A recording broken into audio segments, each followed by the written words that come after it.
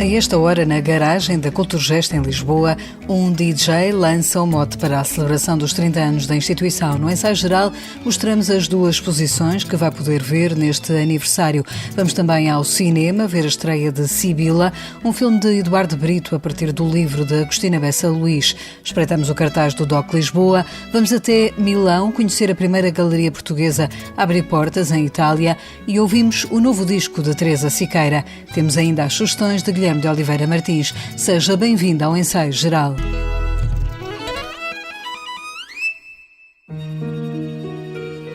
A Culturgest em Lisboa está a celebrar 30 anos de vida e é com festa que assinala a data por estes dias, com programação que inclui duas exposições que vai poder ver mais demoradamente até 28 de janeiro. Uma dessas exposições dá a conhecer a coleção de arte da Caixa Geral de Depósitos, que em 2021 regressou a uma política de aquisições. Fantasma Gaiata pode parecer um nome estranho para uma exposição, mas explica Bruno Marchand, o curador, é um título que se divide em dois e revela duas partes distintas da exposição. Na verdade, o título é Fantasma Gaiata, mas dividindo esse título em dois, ficamos com temas que são abordados em cada uma das exposições. A exposição Fantasma dedica-se a olhar para um eixo de produção e de criatividade bastante associado às práticas da escultura. Desde tempos imemoriais que a escultura tem a tradição de erigir corpos, materiais que de alguma forma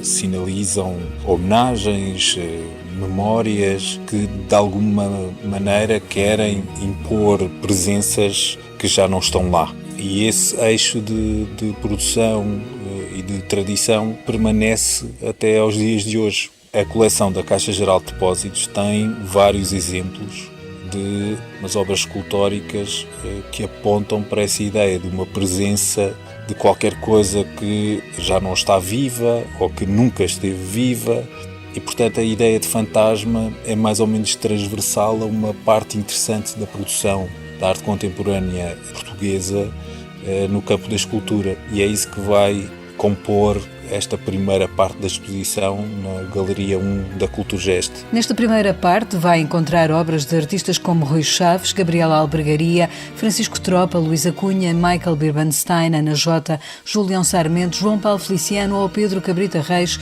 entre outros. Reservada para a segunda parte da exposição, o lado mais gaiata, vai poder ver a irreverência dos jovens criadores. A ideia era de facto fazer um contraste muito claro entre estes dois núcleos, e a exposição gaiata aponta de facto para uma outra energia, se quisermos. É composta por peças que se nos apresentam como se de um recreio se tratasse. Portanto, assim como se nós entrássemos num recreio agora, e poderíamos confirmar certamente que as pessoas desse recreio estavam agrupadas por interesses, digamos assim, transitórios, por práticas que os interessam momentaneamente. Essa ideia do jogo e do lúdico está sempre muito presente, e sobretudo uma ideia de liberdade, de prazer, de jogo, de encontro, mas também de competição, mas sempre numa lógica de interação em que toda a gente está muito investida e pode inclusive inventar as regras do jogo, porque jogar é muito mais interessante do que o resultado desse jogo. E um dos artistas que está presente na exposição Fantasma Gaiata é Alberto Carneiro, a quem é dedicada outra exposição numa nova galeria da Culturgest, que se apresenta como a maior mostra do artista alguma vez realizada. O Alberto participa nesta exposição Fantasma Gaiata com uma das obras mais emblemáticas do seu percurso, o Canavial, e achámos que fazia sentido que esta nova galeria pudesse mostrar 4 edições que são absolutamente determinantes para a construção do percurso do Alberto Carneiro no período entre o final dos anos 60 e a metade da década de 70. Portanto, são cerca de 10 anos em que toda a gramática do Alberto Carneiro sedimenta, e estas 4 edições são muito exemplares nesse processo. E por esta hora, na garagem da Culturgest, decorre a festa que celebra os 30 anos da instituição, que se tem afirmado sempre pelo lado alternativo e emergente no meio artístico, explica Bruno Marchand. Julgo que a Culturgest faz um trabalho muito importante no sentido em que ela se apresenta como um dos poucos exemplos de um verdadeiro centro cultural no panorama nacional. Portanto, não só existe essa vertente e essa apetência ou essa vocação, eu diria mais, para apresentar produção nas áreas da dança, do teatro, da música, das artes visuais e do pensamento, como desde muito cedo a Culturgest quis se posicionar como uma instituição que ainda está a apostar, digamos assim, na contemporaneidade. Isso significa que a maioria dos temas e das propostas que aqui são apresentadas não estão ainda, digamos assim, calcionadas nos processos históricos e sociais e artísticos. Ou seja, são propostas que de certa forma ainda causam alguma fricção e que, portanto, dão lugar a um debate sobre a sua validade, sobre a sua pertinência. 30 anos da Culturgest, celebrados este fim de semana e com 2 novas exposições para ver em Lisboa. A seguir vamos ao cinema. Eis aqui Joaquina Augusta, senhora absoluta da Casa da Vessada, a quem o seu acréscimo de propriedades e dinheiro conferia já o título de dona. Estava rica e perfeita no seu cargo de sibila. A fechar as comemorações do centenário de Agostina Bessa Luís, tem estreia nacional o filme que adapta um dos livros mais conhecidos da escritora. A Sibila chegou esta semana aos cinemas num filme assinado pelo realizador Eduardo Brito, que tem como protagonistas as atrizes Maria João Pinho e Joana Ribeiro. Em entrevista ao Ensaio Geral, o realizador confessa que tinha em mãos outro projeto, mas o produtor Paulo Branco lançou-lhe o desafio. Pensei que íamos debater esse outro projeto. E quando entrei no gabinete dele, a primeira coisa que ele disse depois dos cumprimentos habituais foi: esquece o outro projeto, já leste a Sibila? Fiquei maravilhado, surpreendidíssimo. Estava à espera de muita coisa, mas não que fosse surgir um convite para adaptar a Sibila. Portanto, eu respondi-lhe que sim, quando era novo, naturalmente sim, mas era uma leitura muito antiga e sem grande efeito, ou sem grande marca, porque era de facto muito miúdo quando li o livro pela primeira vez, mas depois de o ler, lancei mãos à obra. Depois do desafio, Eduardo Brito já perdeu a conta às vezes que leu e releu Sibila para criar o guião do filme. Eu acho que até começar a abrir a página em branco e escrever cena 1, eu devo ter lido o livro 4 ou 5 vezes. Preenchi 2 ou 3 cadernos de anotações ou de apontamentos, que eu ainda escrevo muito à mão, eu gosto muito de cadernos. Até começar foram 4 ou 5 vezes. Depois foram muitas mais. Eu lembro-me até também há um período de grande afastamento na construção do guião, ou seja, há uma altura onde eu me imponho, um bocadinho como estratégia de trabalho,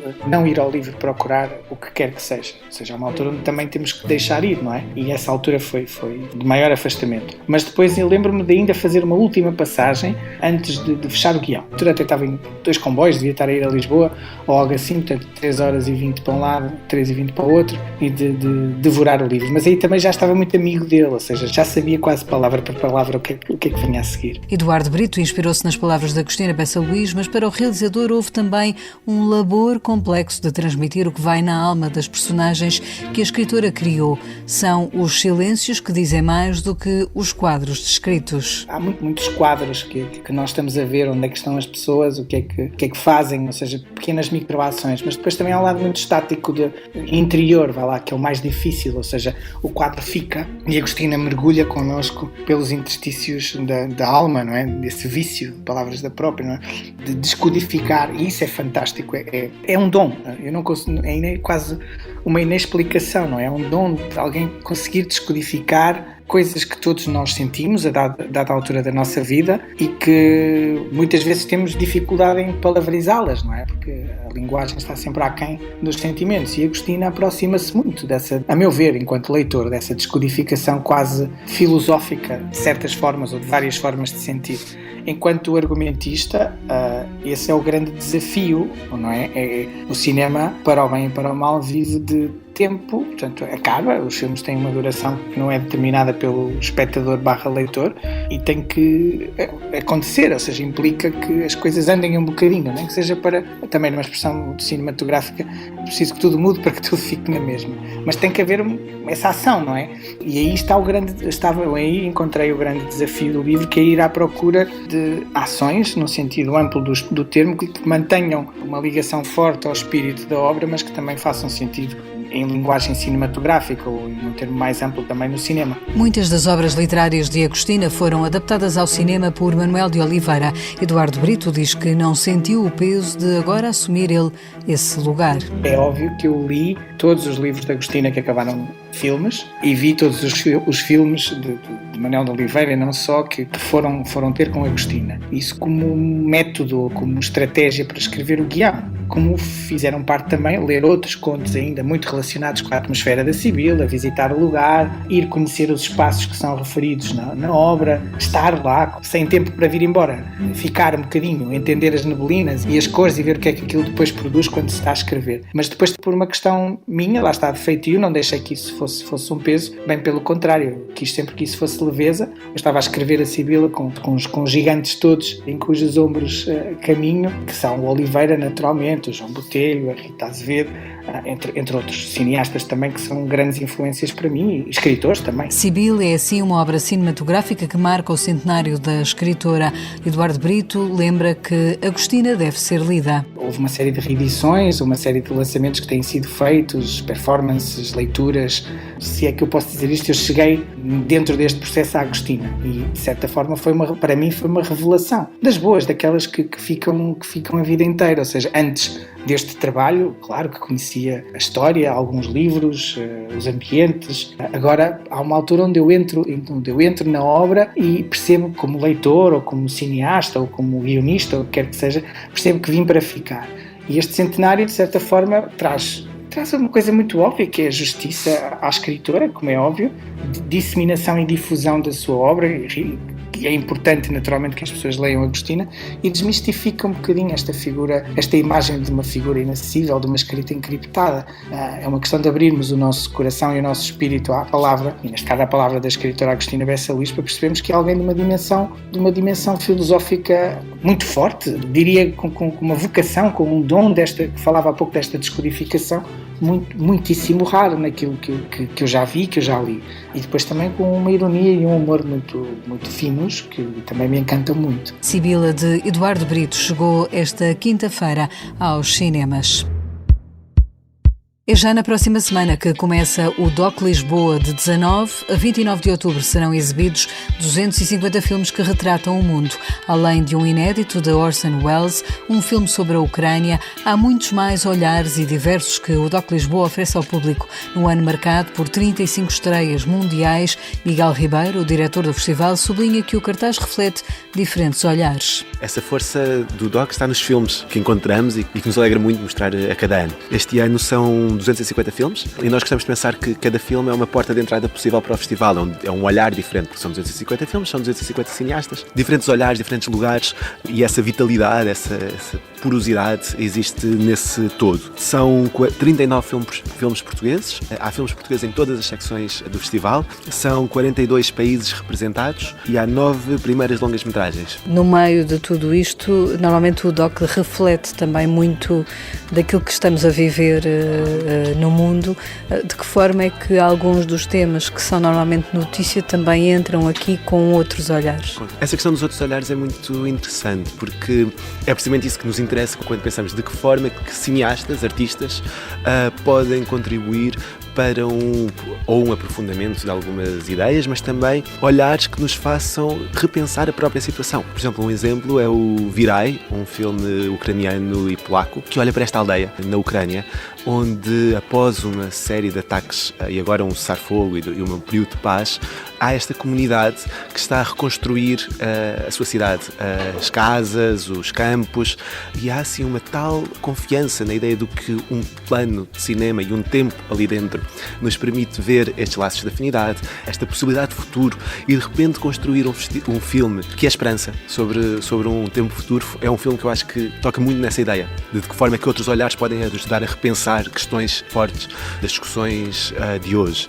Temos também um filme A Now, a Lagarden and the Writer, na secção da Terra à Lua, um filme de uma realizadora iraniana que faz um filme com o seu pai, que é um escritor que vive dentro desta casa, onde escreve para fora filmes muito assertivos em relação à política iraniana, mas recusa-se a conversar com qualquer meio de comunicação no Irão. E então o filme acompanha entre momentos de criatividade, que é nessa criatividade do pai que ele imagina um outro Irão, e estes momentos de conversas ao telefone com as tentativas permanentes que ele recebe de meios de comunicação que tentam conversar com ele, e a quem ele diz apenas que só dará entrevistas no dia em que souber que não vai ser censurado. Então, pronto, são estes filmes que, na verdade, a partir do absolutamente íntimo ou do absolutamente aberto no olhar que a câmara permite, que nos traz esta ideia do cinema documental como espaço não pedagógico, mas sim de deslocação para um outro ponto de vista, que é o ponto de vista de um cineasta que está no lugar. Não se esqueça de pôr na agenda. O Festival DOC Lisboa decorre de 19 a 29 de outubro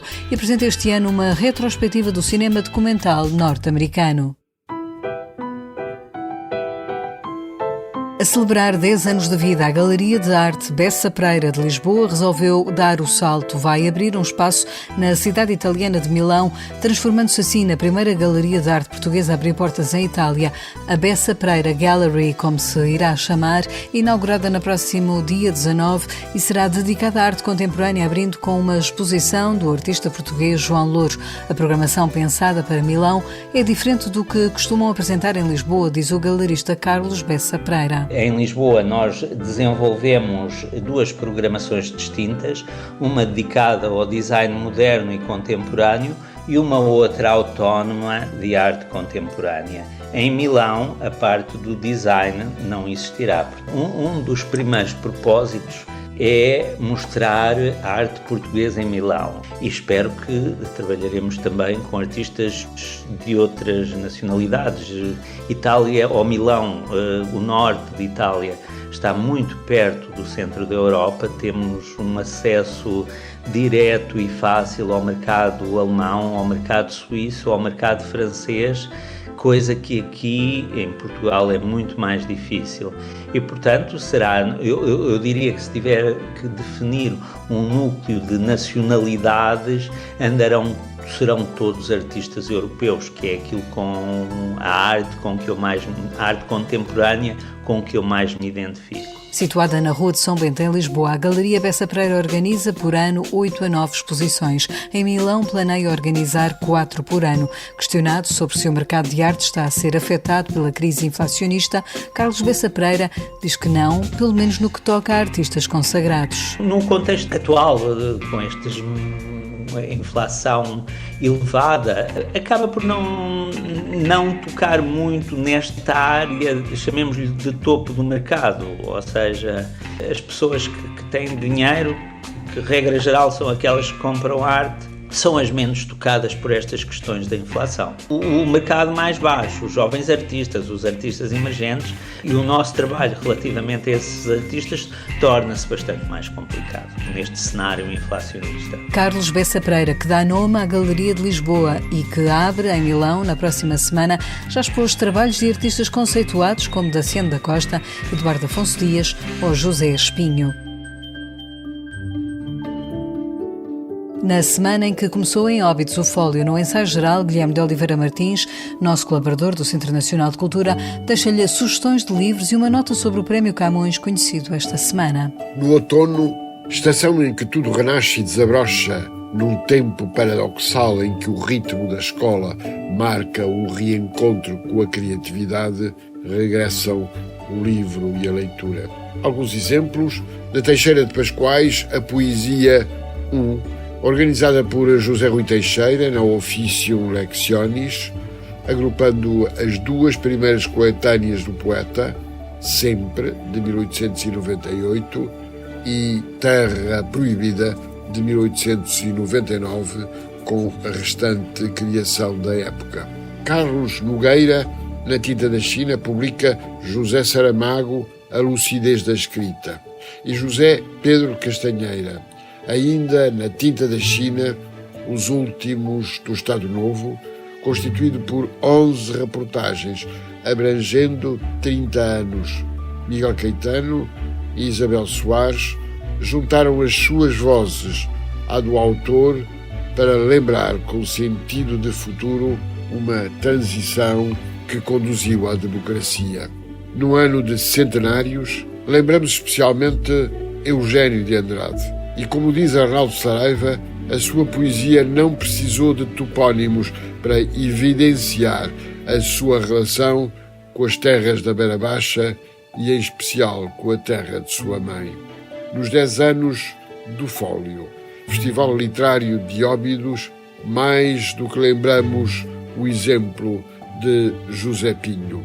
É a vida literária que desejamos tornar viva com Cesarini, Sofia, Agostina, Mário Henrique Leiria, Eugênio de Andrade, António Manuel Couto Viana, Natália Correia, Armando Silva Carvalho, Ney Mato Grosso e Urbano Tavares Rodrigues. O Prémio Eduardo Lourenço, outorgado a Lídia Jorge pelas Universidades de Salamanca e de Coimbra, é um reconhecimento da importância da civilização ibérica numa Europa que se deseja de cultura e de paz. A atribuição do Prémio Camões a João Barrento constitui um reconhecimento da importância do trabalho de um ensaísta, de um estudioso da cultura alemã e europeia, de um militante da memória viva da cultura, como tem feito com a obra de Maria Gabriela Lansol, e de alguém que prestigia o diálogo entre culturas através da dignificação da arte de traduzir como modo de fazer da compreensão mútua um fator de cosmopolitismo, de comunicação e de paz.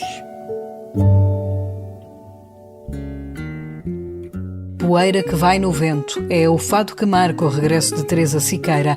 A fadista não gravava um álbum desde 1990 e está agora a lançar Retrato, dona da mítica Casa de Fados Taverna do Empoçado, em Lisboa, por onde passaram Beatriz da Conceição e Amália Rodrigues. Teresa Siqueira contou com o incentivo da filha Carminho para voltar ao estúdio. É com a voz de Teresa Siqueira que fechamos o ensaio geral, que teve sonorização de André Peralta. Para a semana vamos estar em Évora, dia 18, ao meio-dia, para uma edição do programa ao vivo no Teatro Garcia de Rezende. Esperamos lá por si. Boa noite e bom fim de semana. Que tu me ouvias e da luz com te vi, do correr de meios dias, da canção que tu me ouvias e da luz com te vi.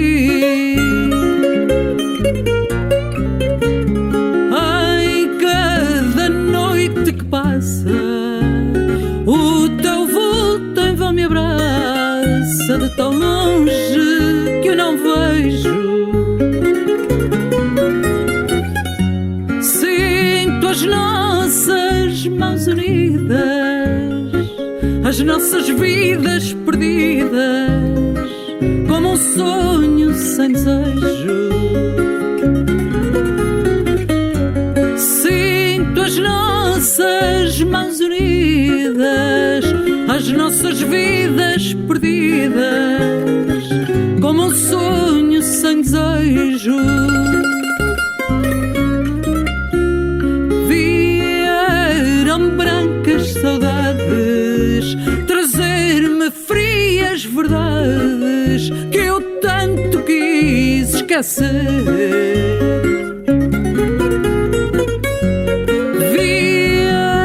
Estranhos incensos acenaram brancos lenços, mas não te vou